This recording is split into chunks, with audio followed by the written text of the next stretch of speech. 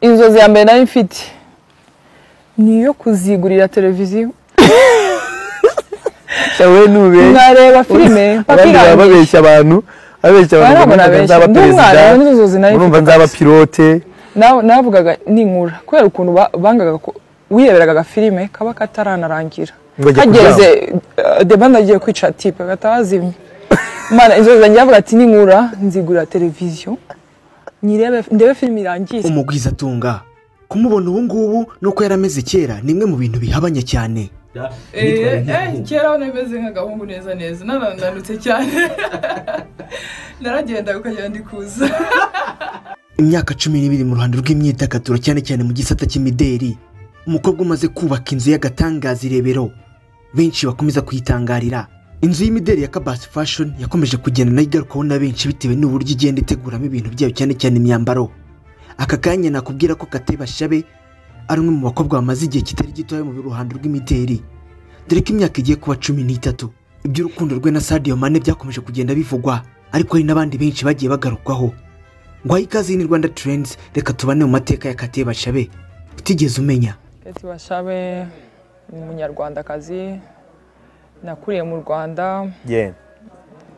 Narezwe na mama wanjye na my grandparents until when I was 7. Nibwo natangiye kubana na mama, tuvukana turabana benshi. Muri benshi mujye mwibaza imodoka agendamo, agaciro kayo, ubuzima bayimo bwa buri munsi buhenze, ari byo tujye kugenda tugarukaho.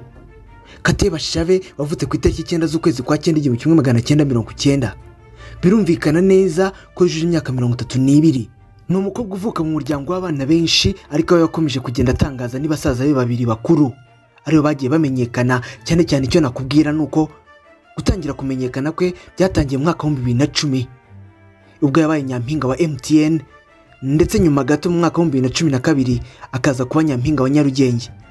Kuva icyo gihe nkuko yakomeje kugenda bitangaza, nibwo ubuzima bwe bwahindutse, dore ko akenshi yakunze kugaruka avuga ko yarateye nk'abahungu.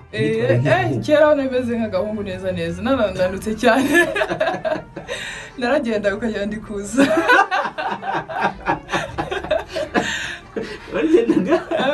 Kunanutse nyuma imbere byose byarangaraga. Ngira ngo wabyumvise neza mu mwaka wa 2010 nibwo Kate Bashabe yinjiye muri MTN. Icyo gihe abanyampinga wa MTN yisagirwa ambasaderi wa MTN muri uwo mwaka.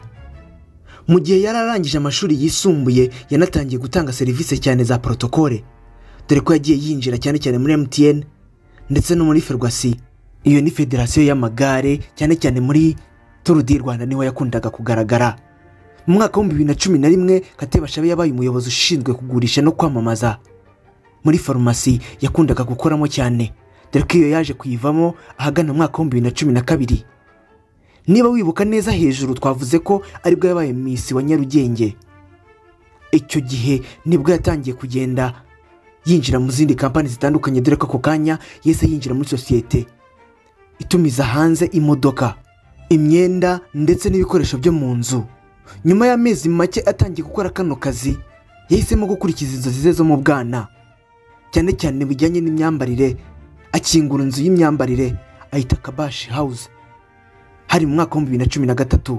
Iki gihe nibwo yatangiye ubucuruzi ku mugaragaro, dore ko yatangiye ibijyanye n'ubukorikori bwa Afurika, cyane cyane n'ubundi bucuruzi bwa kabiri bujyanye no gutegura mu mazu cyangwa se ibyo bita interior design. Kate Bashabe yatumiye no mu birori mpuzamahanga, cyane cyane muri Leta Zunze Ubumwe za Amerika hari mu mwaka wa 2016 ubwo yatumirwaga na guverinoma y'u Rwanda mu kumenyekanisha ibicuruzwa bye cyangwa se inzu ya Kabashi, dore ko yamaze kumenyekana hirya no hino ku isi ndetse n'abakiriya bamaze kuba benshi. Rwo kwikorera muri icyo gihe kubera iki wabwiye Clement ntago mbyiyumvamo bino bintu kandi we yarabona gufite impano nkuko yabivuze we mu kiganiro? Urumva it wasn't my thing really, kuko byasanga ujye muri studio sinzi ukore ujye mu interview kuri radio kuri byaranze kabisa. Kumva ni stress, umva ni stress kandi ntago byabindimo kwa. So nahisemo urugendo rwa business, ibyo ku mustari no kuririmba ndavuga nabo. Uru ni rumwe mu rugendo yaratangiye rw'umuziki narwaza kuruhagarika, ubwo producer Kerema yamushishikarizaga gukomeza kugira ngo akore umuziki, bikaza kurangira bivuyemo. Mu mwaka wa 2017 Kate Bashabe byabaye ngombwa ko atangiza umuryango we wigenga ufasha abana bari barabuze minerivare ndetse n'abandi bari babayeho nabi. Nibwo yatangiye iki gikorwa yifashisha abahanzi ubundi baza muri ubu buryo.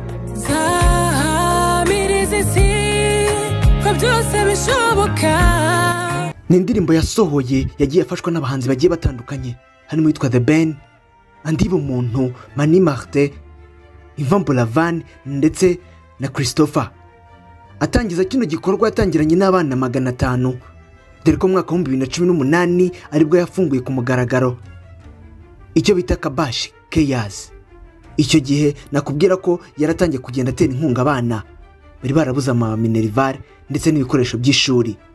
Kate Bashabe ukunda gutembera hirya no hino ku isi utuma benshi bakomeza kugenda babigarukaho bibaza uburyo atembera wenyine niba yaba afite undi muntu ubyihishe inyuma. Ariko ntabwo ari rimwe si kabiri ibi bintu yagiye bihakana imbere ya kamera cyangwa kuri mikoro abanyamakuru bamubaza. Gusa ntabwo twamenye neza kuko abenshi bakunda kuvuga ko ashobora kuba hari ahubwo adakunda kumuvuga cyangwa se adashaka kubigarukaho.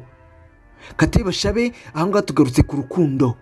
Ese ubundi bijyanye n'urukundo ubyo bihagaze bite? Umubano we na Sadio Mane ni umubano watangiye gute? Ni umubano uyu munsi wadusobanurira gute nkaka? Nawe sobanura gute ahubwo wowe wunsobanurire kuko uwo mubano n'abandi banyamakuru ni mwebwe muwoze. Nitwe twawukereye se? Nimwe mwabukereye ahubwo ikintu nshaka kubwira rero mwishyire hamwe mushakira umugabo mumume noneho mujye mumuvuga mumuzi nicyo kintu ngusubije aho ngaho ntabwo tuziranye noneho ubyumve nubwo murahura. None se ubunyande kukubwira mu mpera za 2019 nibwo Kate Bashabe yafashe indege yerekeza mu gihugu cy'Ubwongereza mu mujyi wa Liverpool. Icyo gihe byahuriranye n'umukino wa Norwich City yakinaga na Liverpool FC. Murabizi ni mu mujyi wa Merseyside. Uyu mukino wabaye ku itariki 17 z'ukwezi kwa 10 2019. Icyo gihe yagaragaye yambaye umupira wa Liverpool ndetse atangira kugaragara amakuru cyangwa se abantu batangira kuvuga ko yaba ari mu rukundo na Sadio Mane. Ariko mu kiganiro yaje kubihakana avuga ko batanaziranye. Mu gukomeza guhakana yavuze ko ubundi kubonana nawe cyangwa se kuba baravuze ko bakundana ibyo byose byaturutse ku kuba yarakunze gutembera amaduka yacuruzaga amajezi ya Liverpool akenshi abarizwa mu mujyi wa Liverpool nk'aho ikipe ibarizwa. Icyo gihe nawe yabibonye nk'abandi nk'uko bagiye babibona. Reka tuve mu gisata cye cy'urukundo ahubwo reka twinjire mu bijyanye n'ubutunzi bwe.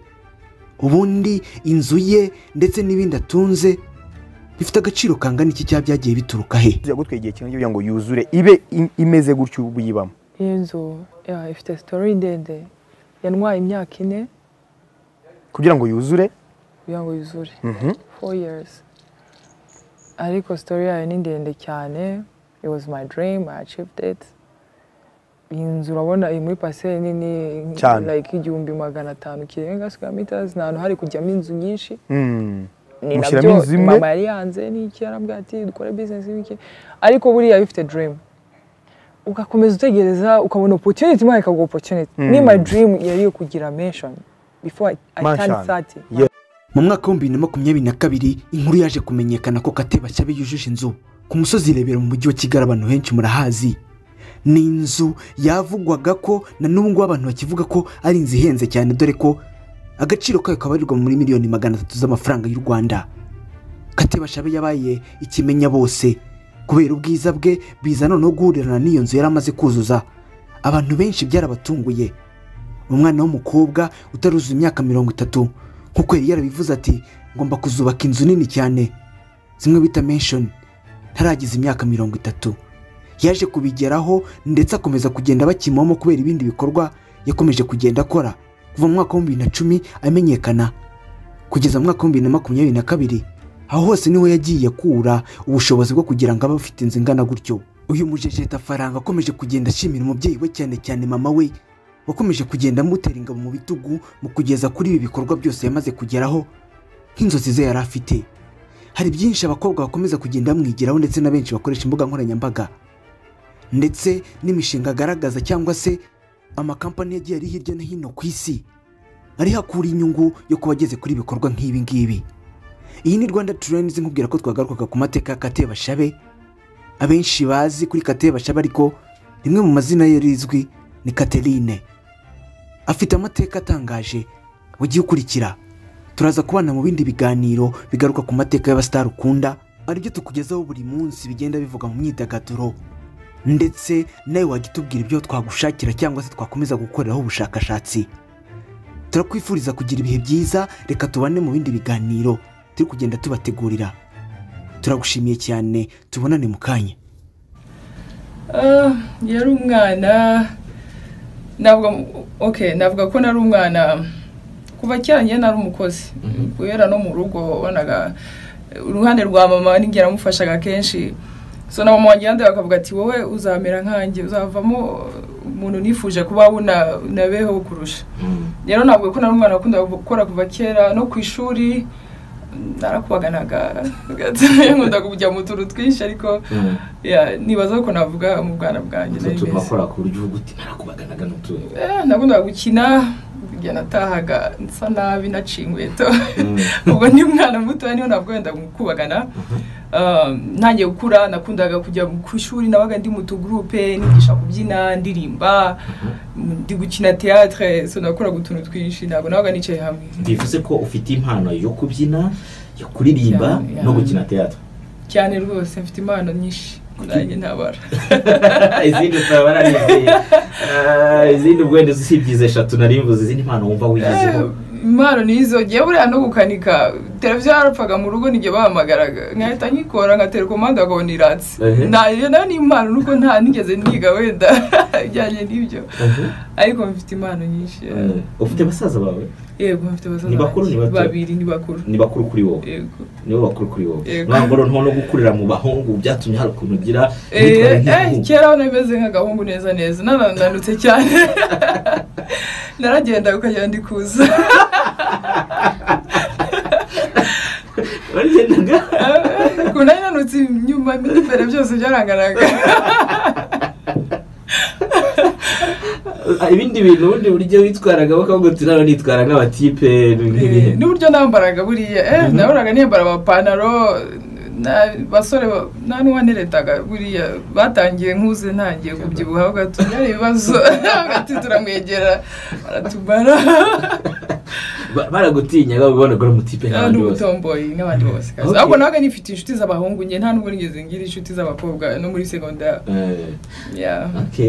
Batangiye kukwegera ryari se uvuga uti utangiye kubyibuha, hari ryari abasore no batangiye kwegera? Batangiye kunyegera rero ntangiye kujya mu mideli nyine, ntangiye kuba mu modo, ntangiye kumenye kwambara inkweto ndende, nzi kugenda nahinnye ibitugu. Ntangiye no kujya muri byo guhatanira abanyampinga. Ntangiye kumenyekana kwa nibwo natangiye kubona utu message none. Nawe utangira guhindura no? Ntangiye no guhindura imyumvire, ndavuga ati none umukobwa kameme. Bya bitangiye kujya bigutelefone wese kubona imbere nk'umutipe nyine? Oya, ntacyo bya bintwaye. Nungu karimo ariko ntasho afite ngomba kuba umukobwa.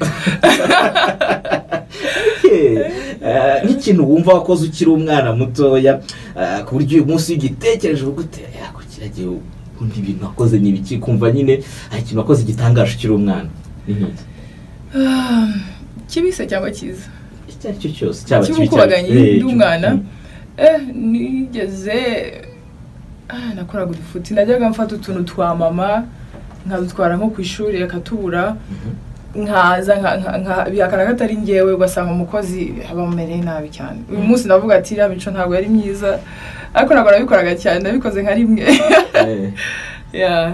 Nta kintu yambaye, navuga ko nakoze ndi umwana. Umutipe wambaye ati? Nkunda umutipe, biterwa.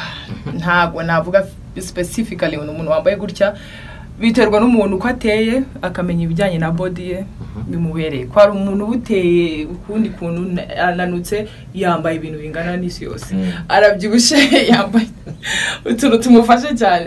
Rero biterwa na body y'umuntu n'uburyo yambaye. Icyo tukiretse noneho urumva yambaye bimwegere bitewe n'umubiri ukomeze cyangwa se bimureke bitewe n'ukomeze, ariko byibuze yaba yambaye ikintu ngo wenda t-shirt, ishati, coat nyine. Uko nabivuze biterwa. Ngewe hanini nkunda iyo tuvuge yasohotse yagiye muri event yambaye ibintu bitamurekuye cyane. Blazer, undi mungu wambaye blazer hejuru, hasi ntago ari nkuko bisa n'ipantaro akenshi bidasa n'ipantaro nk'ipantaro izo bita chinos cyangwa se koboyi cyangwa se indi couleur idasa ni kote imbere niyo ashiramo pira du t-shirt wafashe cyangwa se agashamo n'ishati ako ntiyambara karavate aho baya nyemeza